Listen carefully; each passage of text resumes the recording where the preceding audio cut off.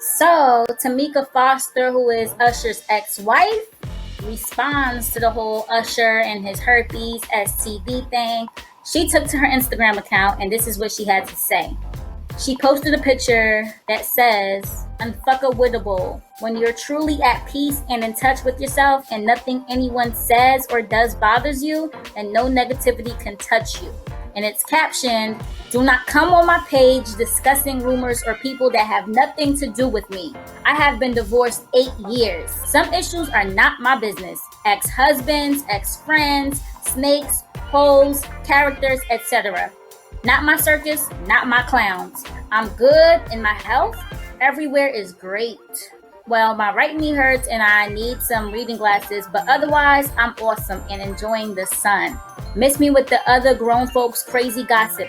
Not my business at all. I'm living my bestest life, always. Miss me with that bullshit. Thank you. Carry on." Well, we feel her, Her ex-friend, who was her bridesmaid, who now has herpes by her ex-man. It's none of her business, though. This shit is scandalous. What do y'all think about this? Leave your thoughts below, and don't forget to like, share, and subscribe to this page for more. PetsyBlog.com, signing off.